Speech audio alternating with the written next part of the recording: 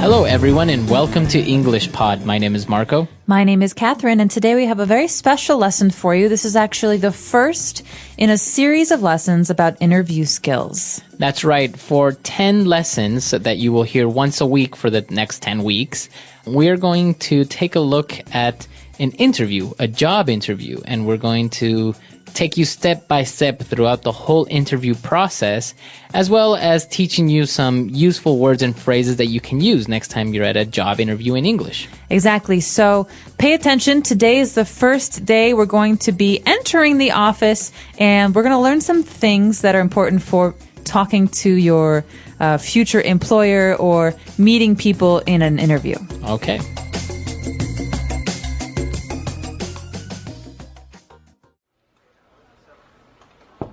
Come in. Mr. Parsons? Ah, you must be Rebecca. Please do come in. Thank you for making some time to see me, Mr. Parsons. It's a pleasure to meet you finally. The pleasure's all mine, Rebecca. Have a seat, please. Now, would you like any refreshments, tea, or coffee? A coffee would be lovely, thank you. Black, no sugar. No problem. Sally, can we have 2 coffees, please? 1, no milk or sugar. Mr. Parsons? So, Rebecca, I understand you had a first interview with Miss Childs last week? Yes, that's correct. She filled me in on the details of the job on the telephone. Great. Well, I'm glad to say she recommended you for a second interview, and here we are. Perhaps we can start by discussing your background and resume details a little. Yes, of course. All right, we're back. So now let's take a look at language takeaway. Language takeaway. So one of the first things that you're offered when you go to interview at a company is refreshments. Right. Would you like any refreshments? This sounds complicated, but it's actually a very simple word for beverages or drinks. Right. So that's why he offered her tea or coffee. Right. So refreshments are cola, coffee, tea. But how do you answer this? If I say, would you like any refreshments, Marco? You can say, yes, water would be fine, thank you. Okay, water would be fine. Or I'd like a Coke. Or I'd like a cup of coffee. Cup of coffee. Great. Refreshments are drinks. And after that, the characters are talking about the details of the job. So what are these details? How are they different from the job itself? Well, the details of the job are the specific points about the job. So, for example, if she applied for a job as a receptionist, the details of the job would be answering the phones, taking messages, receiving people at the office. Those are the main details of the job. Also, we need someone who works from 9 a.m. to 5 p.m., someone who is going to come 5 days a week. Mm-hmm. So the details are basically more information about something. Right, the specific information about a general topic. And it's not only related to work, the details can be of many, many things. Right, so if I ask you about your details, Marco, you could maybe tell me your phone number, your address. My full name. Full name or birthday. So these are details. Okay. And, well, after they talked about the details of the job, after she explained that she received the details of the job by phone, Mr. Parsons said that she was recommended for a second interview.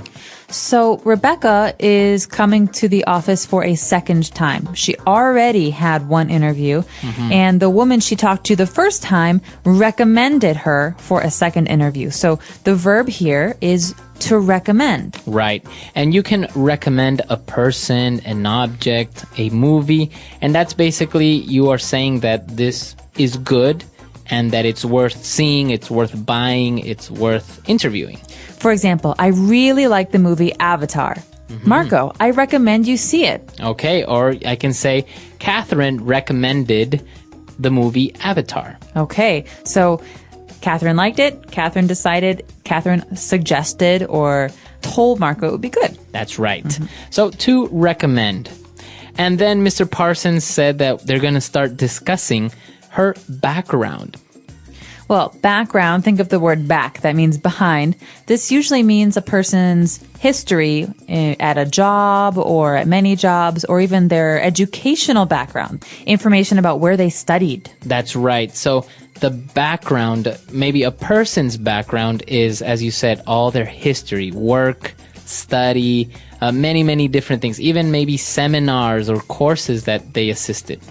Or even just their personal history. For example, Marco, you speak English like an American. What's your background? Because I know you're not American. Right, I'm from Ecuador. Okay, background. So that means someone's personal history. That's right.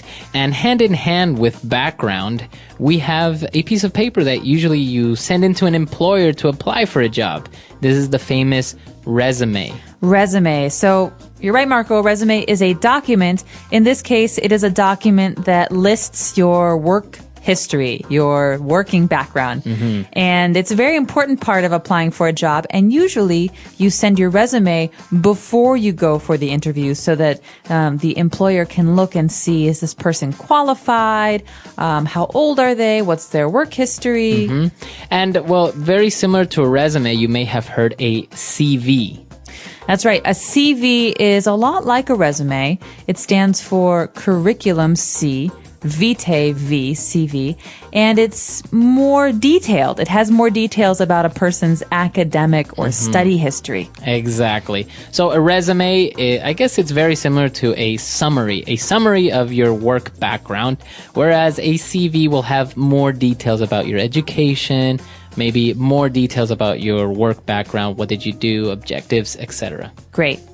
So maybe we should listen to today's dialogue one more time, and when we come back, we'll be talking about some of the interesting phrases we heard in today's dialogue.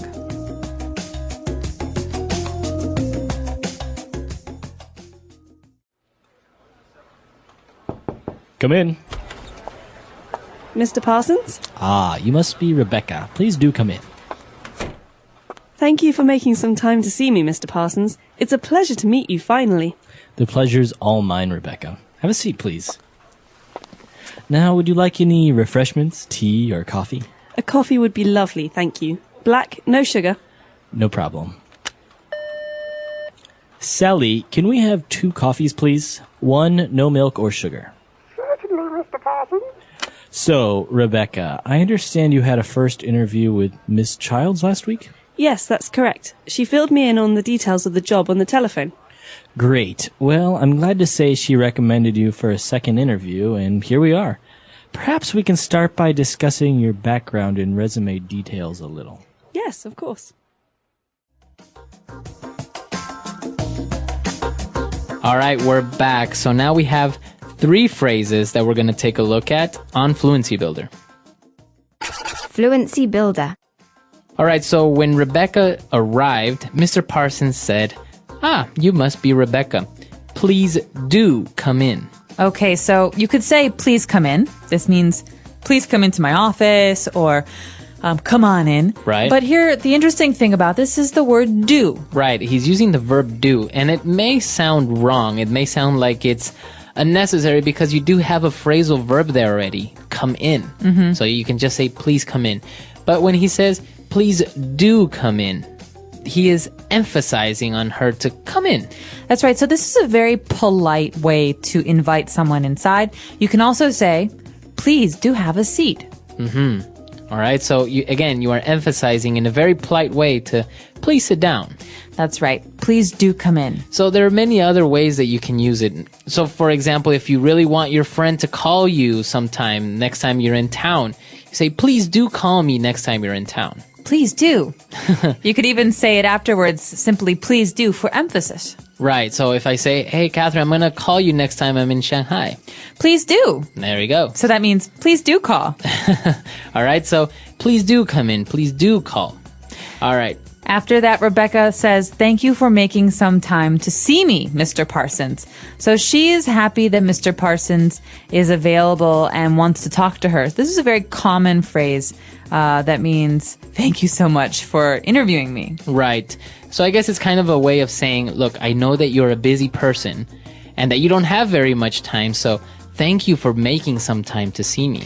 Right. So this isn't just about interviews. You could say this phrase for meeting with a client or meeting with even a friend. You could say, hey, Marco, I know you were really busy last week, but thank you so much for making some time to see me. Right. So you're just basically saying, I understand that you're very busy, but I appreciate that you made some time to see me. All right. And well, she said, you know what? It's a pleasure to meet you. But Mr. Parsons replied by saying, hey, the pleasure's all mine. All right, another very, very polite phrase that you hear a lot. Maybe some of you have heard the phrase, it's a pleasure to meet you before, but the response, the answer is very interesting. The pleasure is all mine. Right. So this stands for the pleasure is all mine. Right. And I guess it's the most appropriate response if somebody says, it's a pleasure to meet you. Because if you don't say this, I think you may sound a little bit arrogant. Well, you could say it's a pleasure to meet you too. Right. But this is another way to answer the person, because you don't always want to say it's a pleasure to meet you. It's a pleasure to meet you too. Right. This is a way to say something different and to say, well, the pleasure's all mine. Right. But it's very important to answer something, right? Because if I say it's a pleasure to meet you and you say thank you, it's like, no, that is a little bit arrogant. So Right. you have to say something. Right. And we recommend that you say this or you just say the same thing back. So it's nice to meet you. Oh, it's nice to meet you too. Right. Okay, and our last phrase is actually when they were talking about, again, the details of the job, and she said that Miss Childs filled her in on the details. She said, she filled me in on the details of the job on the telephone. Okay, so this is an interesting verb, to fill in, or in this case, to fill someone in, to fill me in, to fill you in. This basically means to tell someone about something. Right. Or if I know a little bit of information, but not a lot of information about something, this way you're telling me more so I understand it better. Right, I'm giving you all the information. So maybe somebody is talking about a rumor in the office, and you go and you say, hey, fill me in on the gossip. All right, so you want to know all about it. Right. Or for example, Marco, we're having a party next Sunday, but I'll have to fill you in on the details around Friday. Okay, because you don't have all the information right now. Yeah, I don't know yet what time or where. Okay, so to fill someone in is to give them all the information or to give them more information. Fill me in. Fill me in. All right. Why don't we take a look at our dialogue for the last time, and we'll be back in a little bit.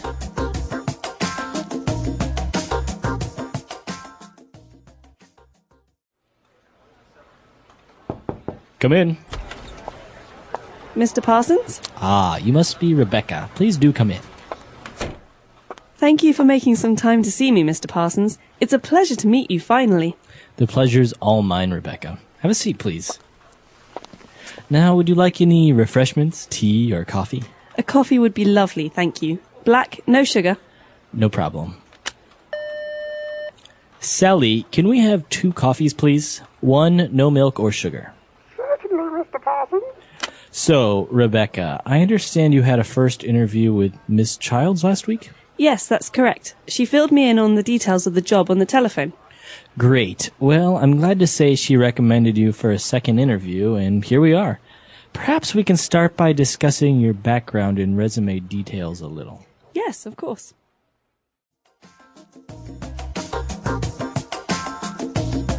All right, so as we mentioned, this is the first part of a 10-part series of the interview series. And this is going to be very, very helpful. As you saw in this first part, we're just taking a look at some basic vocab and phrases that you can use when you're just introducing yourself. You're just getting started in the interview. So what we're going to be looking at later on is talking about yourself, answering questions. But many people don't realize that one of the most important parts of the interview is the very, very beginning. Because some psychologists say that we make a decision about a person or how we like a person within the first, 30 seconds of talking to them. Yeah. So it's important that you speak confidently and that you say some of these English phrases comfortably. You know, it's a pleasure to meet you. Oh, the pleasure's mine. These little things will really help you. That's right. And I think as talking about introductions and how this woman arrived to the office, I think one of the key things that we would recommend is to look that person in the eye and give a firm handshake, right? Yeah. I don't know how many people actually realize how important this is. It's very, very important because as an interviewer, the person or the manager who's interviewing you, I think you can tell a lot from a person if somebody gives you a very flimsy handshake or doesn't look you in the eye. That's right. Well, I think in many ways people think, oh, this person is not confident, or this person is uncomfortable, or this person is hiding something. Yeah. And so it's important really to be yourself, to smile, to look at a person in the eyes, especially in a lot of like American companies or Canadian companies. I know in other parts of the world, smiling with a stranger is unusual or maybe unacceptable. But in America, it means I'm confident. Here I am. Here's my name. Nice to meet you. It's a very important part of an introduction. Yes, very true. So we actually want to hear what you think. How important for you is a handshake, a firm handshake, looking someone in the eye, or how do interviews work in your country? Let us know, and we hope that this is helpful for you in the future if you're looking for jobs or you just want to practice your English. That's right. So if you have any other questions or doubts, we're at englishpod.com. We'll see everyone there. Bye. Bye.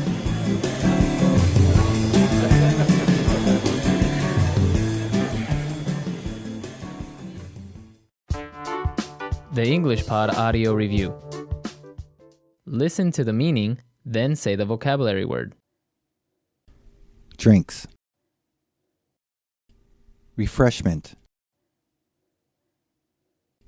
A meeting at which people talk to each other. Interview. A short document describing your education, work history. Resume. Suggest. Recommend.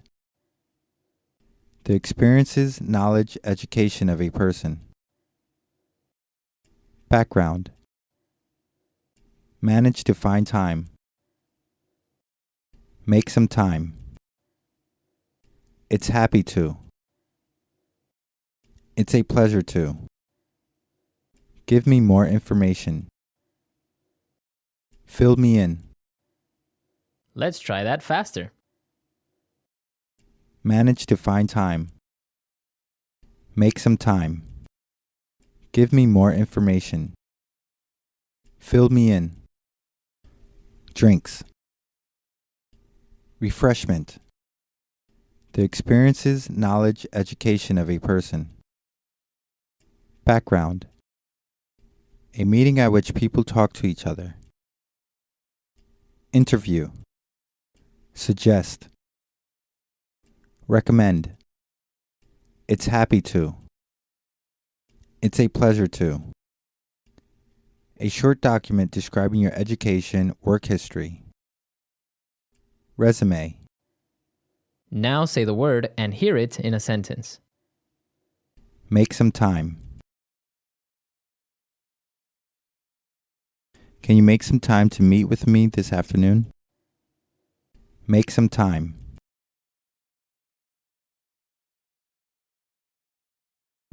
Please make time to finish that product today. It's very important. Make some time.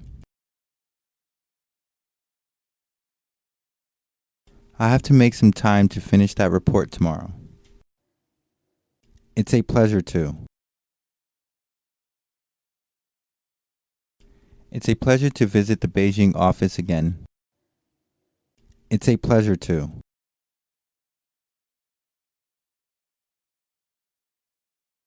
Mr. Johnson, I've heard so much about you. It's a pleasure to finally meet you. It's a pleasure to. It's a pleasure to be here in New York for the opening ceremony. Fill me in.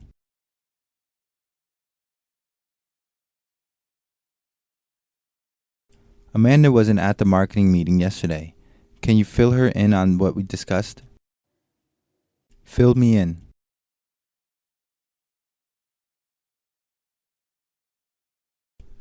Joe and Stacy are getting married. Come on, fill me in. I want details. Fill me in.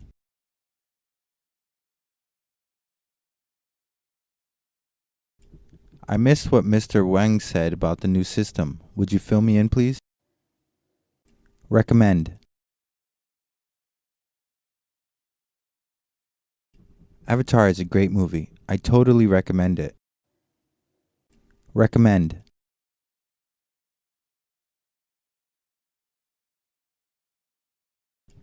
There are many ways we can solve this problem, but I recommend taking a direct approach.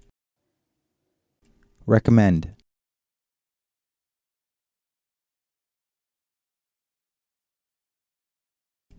I would like to recommend Scott for a promotion, but he has been late so often I don't think I can. Background.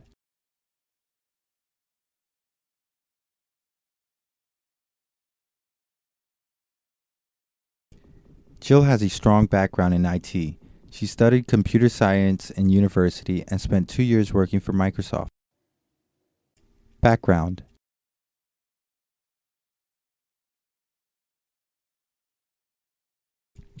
Let's take your picture against a plain white background so it will be easier to edit the photo. Background.